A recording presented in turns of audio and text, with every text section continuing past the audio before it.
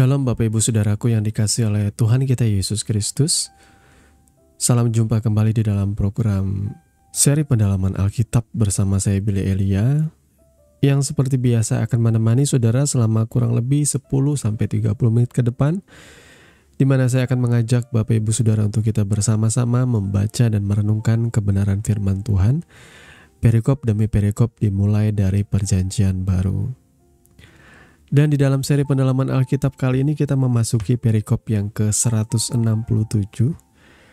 Kali ini kebenaran firman Tuhan terambil dari Injil Markus pasal yang ke-8 ayat 1 sampai dengan yang ke-10. Seperti biasa, apabila Bapak Ibu Saudara sudah mempersiapkan Alkitabnya masing-masing, saya mau mengajak kita untuk membaca bersama-sama atau setidaknya saudara memperhatikan ayat demi ayat. Di dalam Markus 8 ayat 1 sampai dengan 10 dengan judul perikop Yesus memberi makan 4.000 orang. Pada waktu itu ada pula orang banyak di situ yang besar jumlahnya. Dan karena mereka tidak mempunyai makanan, Yesus memanggil murid-muridnya dan berkata, "Hatiku tergerak oleh belas kasihan kepada orang banyak ini. Sudah 3 hari mereka mengikuti aku dan mereka tidak mempunyai makanan. Dan jika mereka kusuruh pulang ke rumahnya dengan lapar, mereka akan rebah di jalan, sebab ada yang datang dari jauh."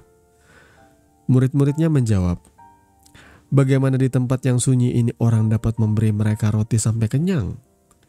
Yesus bertanya kepada mereka, "Berapa roti ada padamu?" Jawab mereka, 7. Lalu ia menyuruh orang banyak itu duduk di tanah. Sesudah itu ia mengambil ke-7 roti itu, mengucap syukur, memecah-mecahkannya dan memberikannya kepada murid-muridnya untuk dibagi-bagikan. Dan mereka yang memberikannya kepada orang banyak. Mereka juga mempunyai beberapa ikan dan sesudah mengucap berkat atasnya, ia menyuruh supaya ikan itu juga dibagi-bagikan. Dan mereka makan sampai kenyang. Kemudian orang mengumpulkan potongan-potongan roti yang sisa sebanyak 7 bakul. Mereka itu ada kira-kira 4.000 orang. Lalu Yesus menyuruh mereka pulang. Ia segera naik ke perahu dengan murid-muridnya dan bertolak ke daerah Dalmanuta. Amin. Bapak Ibu Saudara yang dikasihi oleh Tuhan kita Yesus Kristus, saya mau mengajak kita terlebih dahulu merendahkan hati untuk berdoa. Bapa, di dalam nama Yesus Tuhan, kami mengucap syukur Engkau memberikan kami kesempatan, anugerah, kesehatan untuk kami hari ini kembali belajar merenungkan kebenaran firman-Mu. Tuhan, kami mohon kiranya Roh-Mu yang menuntun setiap kami, mengurapi hati dan pikiran kami supaya kami betul-betul tertuju kepada apa yang Engkau hendak sampaikan, kepada apa yang Engkau hendak ajarkan bagi setiap kami, Tuhan. Ini kami anak-anak-Mu Bapa, kami siap mendengarkan isi hati-Mu. Di dalam nama Tuhan Yesus kami berdoa. Amin. Bapak Ibu Saudaraku yang dikasihi oleh Tuhan kita Yesus Kristus ya, ada sebuah fun fact nih yang saya mau sampaikan ya. Secara pribadi saya selalu dulunya nih ya, saya selalu menganggap bahwa mujizat 5.000 sama 4.000 itu sebenarnya sama. Cuma dari sudut pandang yang berbeda, ternyata saya salah ya. Tapi saya tahu ini sudah lama juga sih bahwa saya salah. Jadi saya menceritakan itu dulu ketika awal saya baru bertobat ya. Saya berpikir 5.000, 4.000 orang kan itu mujizat yang diulang ya. Sehingga saya berpikir mungkin saja mujizat ini sama. Yang satu dihitung oleh penulis Injil ini, yang satu dihitung oleh penulis Injil yang lain. Jadi kelihatannya beda, tapi ternyata memang beda, saudaraku. Dan fun fact-nya di sini yang menulis memberi makan 5.000 orang, kemudian memberi makan 4.000 orang itu adalah sama orangnya, yakni penulis Injil Markus. Nah, mari kita belajar, saudaraku ya, bahwa ternyata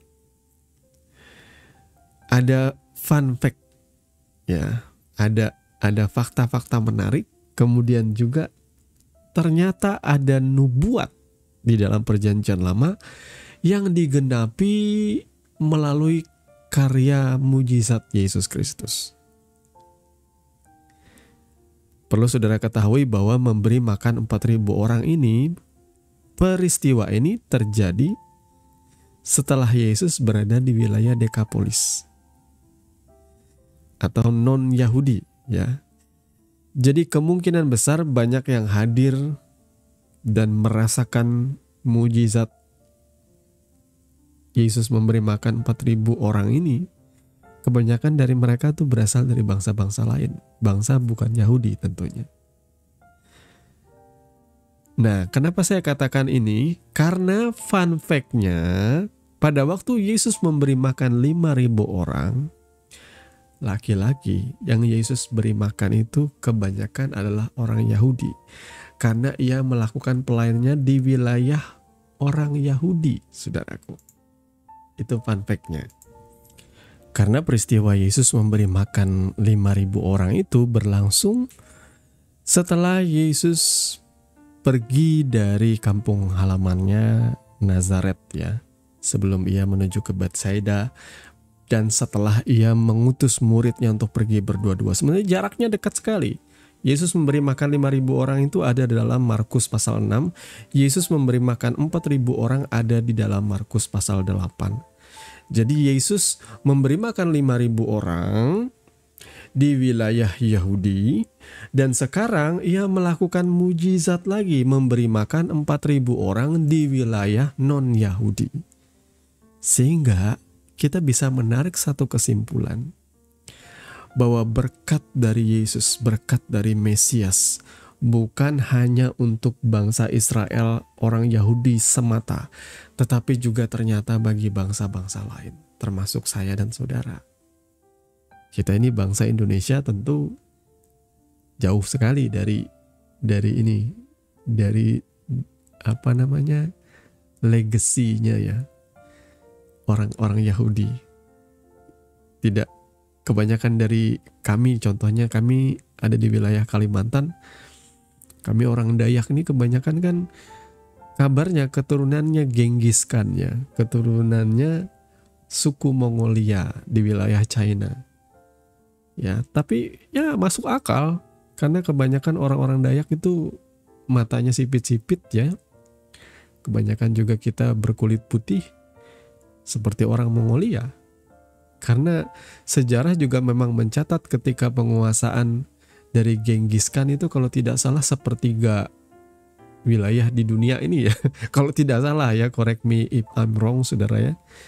Jadi banyak dia mempunyai istri dari berbagai-bagai bangsa, sehingga katanya kabarnya itu, ya, orang Indonesia di wilayah Kalimantan itu banyak yang dari suku Mongolia, saudaraku. Tapi kita, ya, saya bicara soal suku bangsa dalam hal ini, kita ini adalah bangsa-bangsa non-Yahudi. Tetapi Tuhan Yesus memberi makan 5.000 orang Yahudi, dan sekarang dia memberi makan 4.000 orang Yahudi. Apa yang digenapi di sini? Sebenarnya penggenapan ini merupakan istilah tipologi, ya. Bagaimana Musa dulu di padang gurun memberi makan umat pilihan Tuhan dengan mana, roti yang turun dari sorga. Kali ini Yesus pun memberi makan baik orang Yahudi maupun orang non-Yahudi. Dengan kata lain, roti hidup itu ternyata Tuhan berikan bagi segala bangsa, suku, dan bahasa. Makanya saya pribadi, justru iman kita itu luar biasa besar kalau kita percaya bahwa Tuhan mengasihi bangsa di luar Yahudi. Kalau kita percaya. Nah, kalau kita nggak percaya, akibatnya apa? Kita nggak percaya firman Tuhan, ya kita berusaha pengen ke Yahudi-Yahudian, termasuk cara beribadah kita pengen ke Yahudi-Yahudian. Justru hal ini yang membuat saudara terlihat tidak punya iman.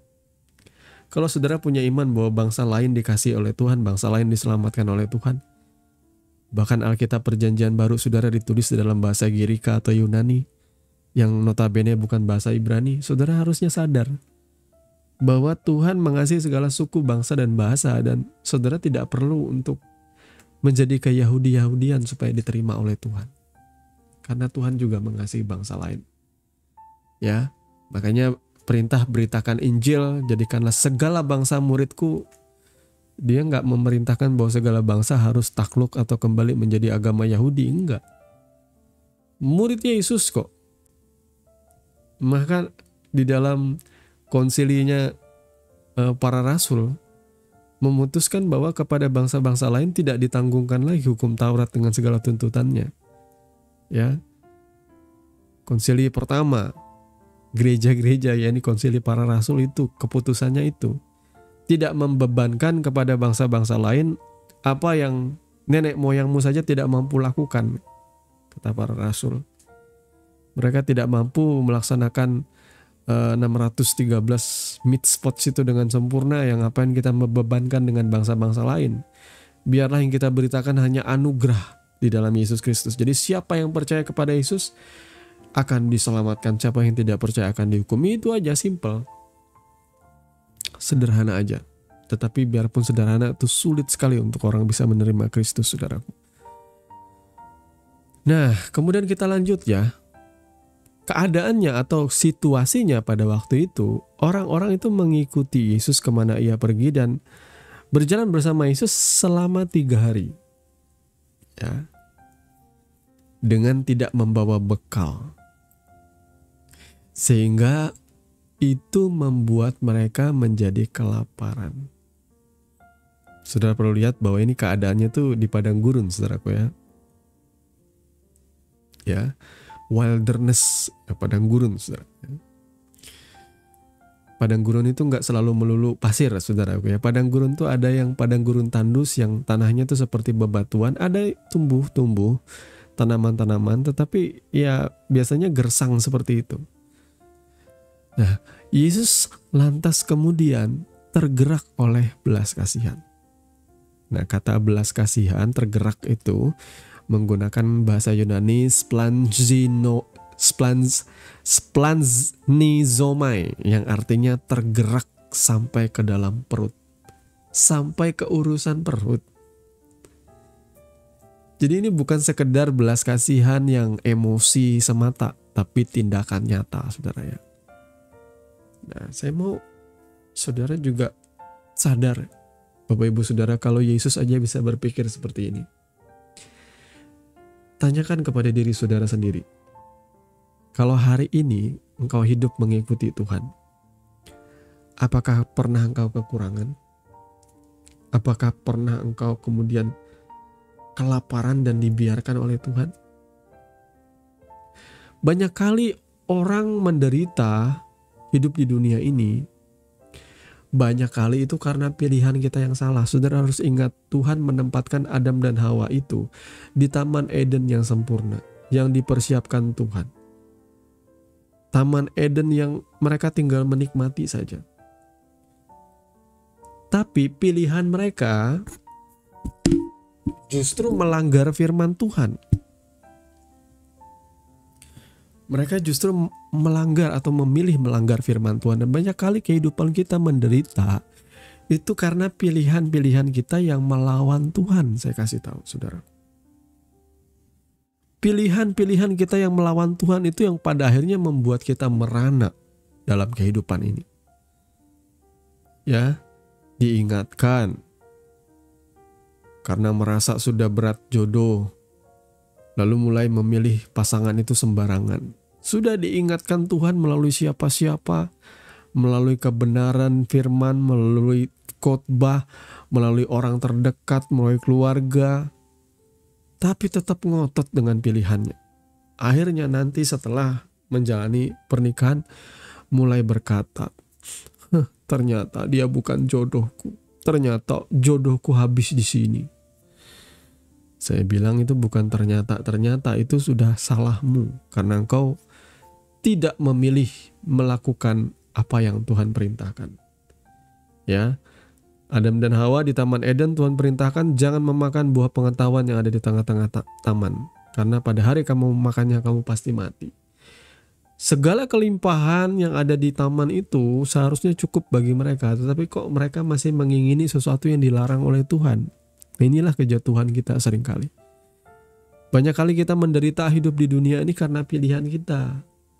Jangan lalu berkata dalam doa, Tuhan, kenapa kau menimpakan ini kepada kami? Lah kenyataannya, kamu kemarin-kemarin hidup dalam dosa. Hidup dalam pilihan-pilihan yang salah. tidak pernah berdoa melibatkan Tuhan, tidak pernah mengandalkan Tuhan. Giliran kamu menderita lalu kamu bertanya, kenapa Tuhan? Kan jawabannya sudah jelas. Coba saudara introspeksi diri sendiri saudara. Kenapa aku hari ini bisa berkekurangan? Kenapa aku hari ini bisa sampai meminta-minta, minjam sana sini? Padahal janji firman Tuhan, kamu tidak akan meminta-minta roti. Dahulu aku muda, sekarang aku telah menjadi tua, kata Raja Daud. Tapi tidak pernah aku melihat anak cucu orang benar ditinggalkan dan meminta-minta roti. Ya, saudara, kalau saudara adalah orang benar, bahkan sampai anak cucunya pun Tuhan perhatiin. Ya gak usah jauh-jauh nih, dari ayat yang kita baca ini aja, udah jelas. Orang-orang ini haus akan kebenaran, mereka mengikuti kemanapun Yesus pergi. Dan ketika Yesus melihat keadaan mereka, Yesus peduli loh. Yesus sadar 3 hari orang ini berjalan mengikuti aku, tanpa bekal. Mereka jelas kelaparan. Yesus memikirkan urusan perut saudara. Sehingga dalam keadaan itu, muncullah yang namanya belas kasihan. Ini yang namanya kasih Tuhan. Saya bilang sama saudara, Tuhan tidak akan membiarkan engkau menderita. Kebanyakan itu oleh karena pilihan kita sendiri, kemauan kita sendiri. Ya saudaraku ya, beberapa waktu kemarin saya ada dengar berita kalau utang pay letter itu sampai tembus sekian triliun. Banyak sekali saudaraku. Apa 3.000 triliun, saya lupa beritanya. Gila sekali, banyak orang berutang ya di Indonesia ya. Sebenarnya nggak jadi masalah sih kalau berutang itu dalam tanda kutip saudara mampu membayarnya.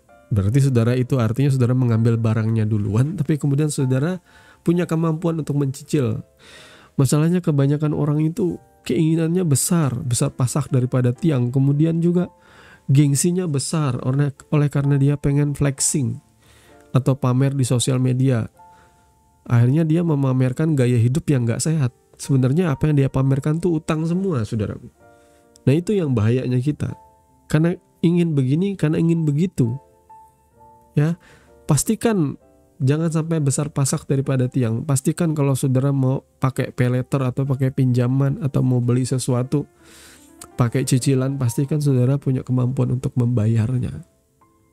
Jangan lantas kemudian berharap mujizat Tuhan.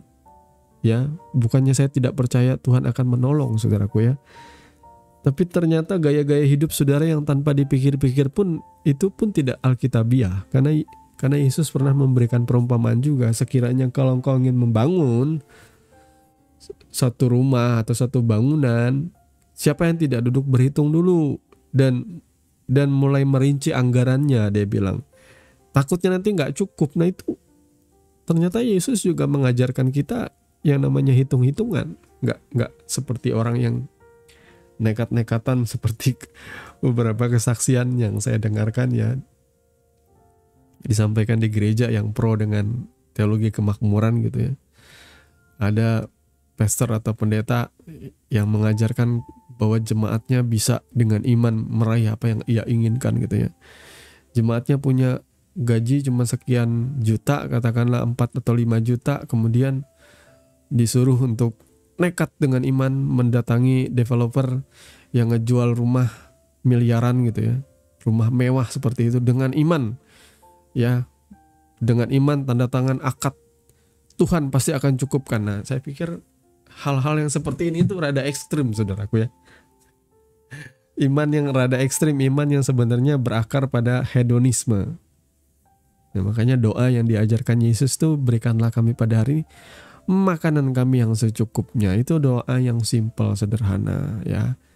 Doa yang penuh kebergantungan kepada Tuhan. Tapi kalau sudah doanya, Tuhan izinkan aku untuk membayar cicilan apartemen ini Tuhan. Aku percaya dengan iman Tuhan, Kau akan menyediakan. Gajinya juga gak cukup saudara bayar itu. Tapi dia nekat. Ya, dia nekat dengan iman. Akhirnya apa? Akhirnya gak mampu bayar. Kita realistis aja saudaraku ya. Ada iman-iman yang bekerja pada koridor yang tepat. Jangan mengada-ada iman yang seperti ini ya. Ya, membuat kita ya membuat masalah sendiri lah saudaraku ya. Nah, kemudian apa yang Yesus ajarkan di sini? Lagi-lagi dia berdialog dengan muridnya. Dan muridnya bertanya kepada Yesus, bagaimana mungkin? Mereka anehnya mengulang kebingungan mereka. Padahal sebelumnya mereka melihat mujizat 5.000 orang laki-laki yang diberi makan oleh Yesus. Dan mereka masih bertanya bagaimana mungkin. Ya, ini menunjukkan ketidakpekaan rohani murid mereka. Iman mereka masih belum mantap, tetapi itu biasa sih. Saya tidak mempersalahkan juga. Kita mengikuti Tuhan juga sama kok. Dari orang yang tadinya selalu meragukan Tuhan, selalu khawatir. Sampai akhirnya ketika kita semakin dewasa dalam mengiring Tuhan, kita sudah gak punya waktu lagi untuk khawatir, saudaraku. Malah rasanya khawatir tuh buang-buang waktu. Karena kita percaya kepada Tuhan. Nah, Yesus mengambil roti, tapi sebelumnya dia bertanya berapa roti yang ada. Dijawab oleh murid-muridnya ada 7. Yesus mengambil roti dan mengucap syukur, terus memecah-mecahkannya. Ya, dalam tradisi Yahudi memang sudah biasa seperti itu, di mana ada doa yang berkata baruch atah Adonai Elohim melech haolam hamod silhem min haaretz. Terpujilah engkau Tuhan Raja semesta alam yang mengeluarkan roti dari bumi. Ini adalah gambaran dari perjamuan kudus ya. Apa yang kemudian Alkitab katakan setelah roti itu dibagi-bagikan, ternyata cukup. Roti yang cuma beberapa tadi, ya saudaraku ya, yang cuma ada 7 tadi ternyata cukup untuk memberi makan 4.000 orang. Bahkan ada sisa 7 bakul penuh. Nah, dalam budaya Semitik ini ada simbolisasi, saudaraku ya. Budaya Semitik angka 7 itu artinya kelimpahan, kesempurnaan, dan penyelesaian. Nah, pada mujizat 5.000 orang diberi makan oleh Yesus, itu tersisa 12 bakul. Nah, ini nubuatnya berbeda. 12 bakul itu mewakili 12 suku Israel. Berarti Tuhan memperhatikan ke-12 suku ini. Karena Tuhan itu setia dengan janjinya yang ia ikatkan antara Tuhan dan Abraham untuk menyertai keturunan Abraham, Ishak, Yakub, dan Israel secara spesifik, saudaraku ya. 12 melambangkan 12 suku dan 7 melambangkan kesempurnaan Allah. Itu bicara soal universal, secara universal, bahwa berkat Tuhan juga untuk bangsa-bangsa lain di luar Israel. Setelah ke-4.000 orang itu makan, mereka tidak hanya makan secukupnya, tetapi mereka makan sampai kenyang. Dan roti itu tadi memulihkan kekuatan fisik mereka. Sehingga Yesus menyuruh mereka untuk kembali dan melanjutkan hidup mereka. Jadi Bapak Ibu Saudaraku yang dikasihi oleh Tuhan kita Yesus Kristus, mari apa yang saudara lihat dari nas perikop yang sudah kita baca tadi. Semoga saya berharap saudara dicelikan untuk memandang bahwa roti yang Yesus berikan itu adalah simbol dari Kristus. Karena ia sendiri mengatakan bahwa ia adalah roti hidup. Yohanes 6 ya, yang memberi makan tubuh dan jiwa saudara. Yesus berkata, ya, siapa yang memakan dagingku dan meminum darahku, ia tidak akan mati, ia akan hidup. Mungkin ini kedengarannya ekstrim, tapi bicara soal roti hidup. Ya, dagingnya adalah roti dan anggur atau air itu mewakili daripada darahnya yang tercurah bagi setiap kita. Penebusan sempurna saudara ya, yang menyelamatkan kita. Maka kita patut bersyukur karena Yesus adalah teladan yang luar biasa. Silahkan baca Alkitab saudara, baca cerita tentang Yesus. Adakah pribadi ini orang yang aneh-aneh? Adakah ia punya istri banyak? Adakah ia menyuruh membunuh orang lain? Adakah ia tidak punya belas kasihan dan dengan bungisnya dia melakukan kekerasan-kekerasan? Adakah dia menganjurkan pembunuhan atau pembantaian kepada bangsa-bangsa lain? Justru Tuhan menyatakan belas kasihannya ke berbagai-bagai bangsa. Makanya kekristenan pengikut Kristus harus hidup di dalam kasih, bukan di dalam kebencian. Tuhan kiranya memberkati kebenaran firman-Nya dan mari kita berdoa. Bapa, di dalam nama Tuhan Yesus, terima kasih karena Engkau sudah mengajar kami dan menyingkapkan segala hal yang kiranya boleh membangun kami, membangun pemahaman kami, membangun pengertian kami, dan membuat kami semakin hari semakin mantap di dalam mengiring Kau, Tuhan. Terima kasih Bapa atas kasih dan penyertaan-Mu. Kami mengucap syukur, berkat rahmat-Mu melimpah dalam hidup kami, dalam setiap usaha pekerjaan kami, rumah tangga kami. Kami percaya Tuhan menyertai kami. Tuhan menyediakan, mencukupkan, sehingga apapun yang kami terima, kami tidak lupa untuk mengucap syukur kepada-Mu, Tuhan. Terima kasih untuk kemurahan-Mu Bapa, di dalam nama Tuhan Yesus. Kami berdoa dan mengucap syukur untuk kebenaran firman Tuhan. Haleluya. Amin. Terima kasih sudah mengikuti seri pendalaman Alkitab hari ini. Biarlah kebenaran firman Tuhan terus menuntun langkah kita, menerangi hati kita, dan membentuk hidup kita menjadi serupa dengan Kristus. Sampai jumpa di episode berikutnya, di mana kita akan terus menggali kedalaman firman yang hidup dan berkuasa. Tuhan Yesus memberkati. Dan jangan lupa, hidup dalam firman dan firman dalam hidupmu. Shalom.